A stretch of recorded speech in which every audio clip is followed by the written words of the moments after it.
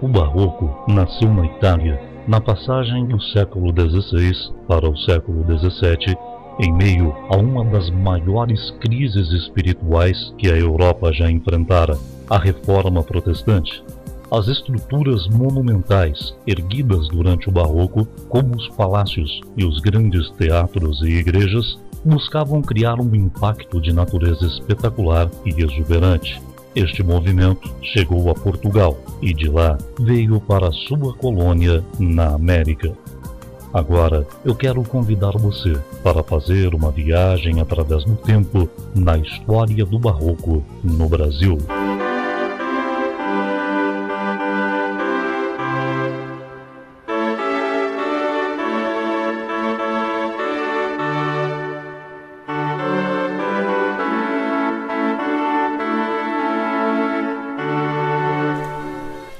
O Renascimento e seu desmembramento, o maneirismo, deram lugar ao Barroco entre 1580 a 1756. Este movimento é tido como parte da estratégia católica de renovação da vida espiritual da Igreja, que tenta recuperar o espaço perdido com a Reforma Protestante. Na arte surge um resgate da espiritualidade da Idade Média. Sua característica marcante é o contraste e o aspecto cênico, em exaltação aos sentimentos. A religiosidade é expressa de forma dramática, intensa, procurando envolver emocionalmente as pessoas. A exploração da luz e sombra é uma característica da pintura barroca, que podemos observar na obra do pintor italiano Caravaggio, primeiro grande representante deste período.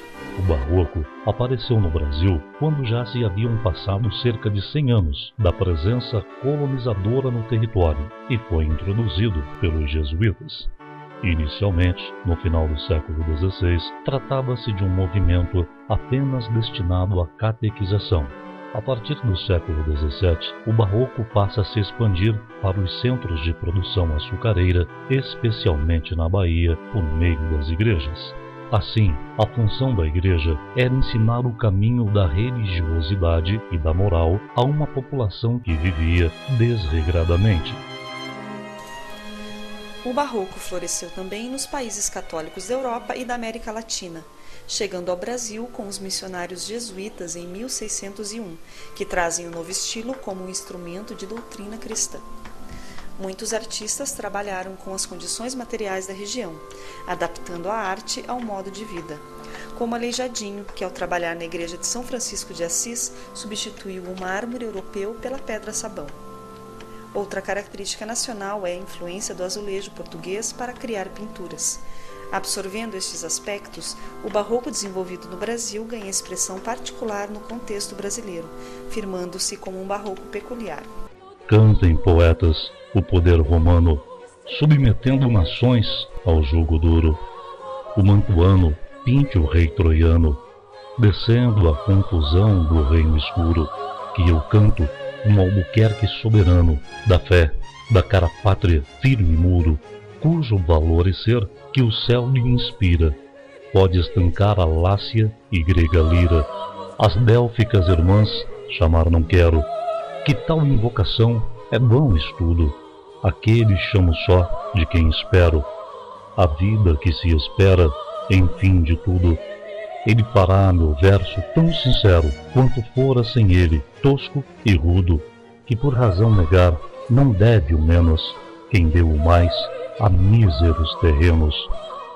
Esse poema, além de traçar elogios aos primeiros donatários da capitania de Pernambuco, narra o naufrágio sofrido por um deles, o donatário Jorge Albuquerque Coelho. Apesar de os críticos o considerarem de pouco valor literário, o texto tem seu valor histórico, pois foi a primeira obra do barroco brasileiro e o marco inicial do primeiro estilo de época a surgir no Brasil.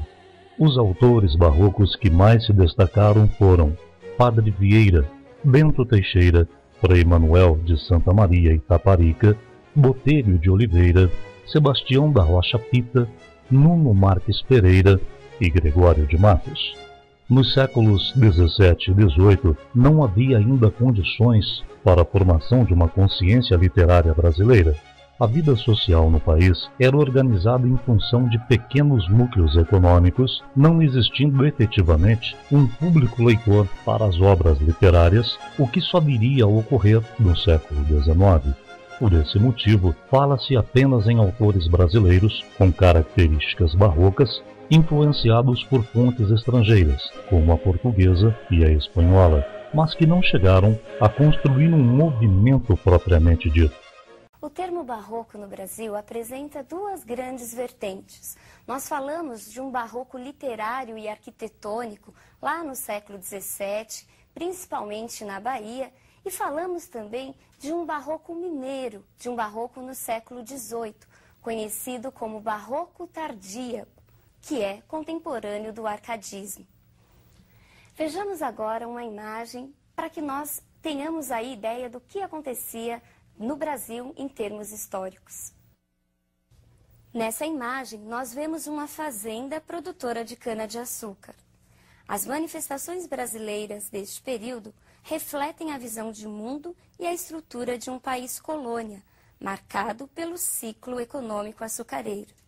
As poucas atividades culturais concentravam-se em Salvador, na Bahia, ou em Recife, em Pernambuco. O barroco brasileiro foi muito influenciado pelo barroco europeu. E você se lembra o que foi mesmo o barroco?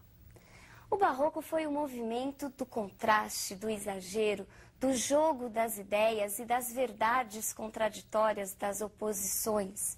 Este barroco, marcadamente exagerado, também tem suas reflexões aqui em nossas terras. Vejamos quais são os autores barrocos. Nós temos Bento Teixeira, o autor do primeiro poema barroco brasileiro, Prosopopeia. Temos Padre Antônio Vieira, que escreveu tanto no Brasil quanto em Portugal. E temos a grande figura de Gregório de Matos. Bento Teixeira destaca-se principalmente por ter sido o primeiro, por ter sido o autor do poema Prosopopeia. Mas esse poema não foi muito reconhecido nessa época colonial. Ele assemelha-se muito aos Lusíadas de Camões, é uma espécie de imitação, o que era muito comum no período. Ele também é escrito em versos decassílabos e apresenta oitavas. Já o Padre Antônio Vieira, como vimos, ele, embora escrevendo no Brasil, apresentava ainda a visão do branco do colonizador europeu. A grande figura realmente é Gregório de Matos. Vejamos então a imagem desse nosso grande autor barroco. Gregório de Matos, filho de uma família abastada, nasceu na Bahia, mas foi para Portugal, onde se diplomou em Direito. De volta ao Brasil, firma-se como o primeiro poeta brasileiro. Ardor em firme coração nascido, pranto por belos olhos derramado, incêndio em mares de água disfarçado, rio de neve em fogo convertido. Tu, que em um peito abrasas escondido, tu, que em um rosto corres desatado, quando fogo em cristais aprisionado, quando cristal em chamas derretidas. O amor é finalmente o embaraço de pernas, uma união de barrigas, um breve temor de artérias, uma confusão de bocas, uma batalha de veias, um rebuliço de ancas. Quem diz outra coisa é besta. Neste contexto, no fim do século XVIII, aparecem em Minas Gerais, um dos maiores polos culturais e econômicos do Brasil daquela época, as duas figuras célebres que levaram o barroco a uma culminação e que iluminaram também o seu fim como corrente estética dominante. Antônio Francisco Lisboa, o Aleijadinho na arquitetura e na escultura, e Manuel da Costa Ataíde, o mestre Ataíde, na pintura. Nossa Senhora de Montserrat, de 1635, atribuída a Frei Agostinho da Piedade. Ela é toda de terracota, ou seja, barro cozido. Foi redescoberta em 1940, no sótão de uma igreja em São Bernardo do Campo. Na exposição Berço do Barroco Brasileiro, 43 peças contam a trajetória do movimento no país, com a chegada dos freis portugueses no século XVII até o seu apogeu com as obras do maior artista barroco nacional, Antônio Francisco Lisboa, o Aleijadinho. Aqui, as peças, todas originais, pertencem à coleção particular e são inéditas para o público. A arte barroca no Brasil teve início há cerca de 400 anos, mas até hoje, de alguma maneira, faz parte da nossa vida. Quer ver? Um exemplo, o Santo do Pau Oco, uma expressão que a gente usa até hoje para falar da atitude de alguém que não é tão nobre quanto parece, veio de obras como essa. Um santo tem um buraco atrás, onde era colocado ouro e pedras preciosas para o contrabando. Mas essa história da influência barroca na nossa vida não para por aí, não. Essas mulheres conhecem bem. É o Santo Antônio de cabeça para baixo. Quando o casório não está saindo, é só castigar o santo que o casamento sai.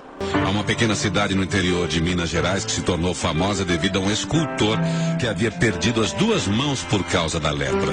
Ainda jovem e acometido por esta terrível doença, ele costumava sentar-se e observar durante horas o pai, trabalhando na sua oficina de entalhar madeira. Um dia o homem decidiu treinar ele mesmo entalhar e esculpir madeira com os pés e as partes dos braços que ainda não havia perdido para a lepra. O espírito vivaz desse jovem liberou seu potencial represado e a sua obra mostrou que, represado, dentro dele estava um dos maiores artistas do mundo. É com espanto que os turistas que visitam a antiga região do Ouro em Minas admiram sua obra. Antônio Francisco Lisboa, o Aleijadinho.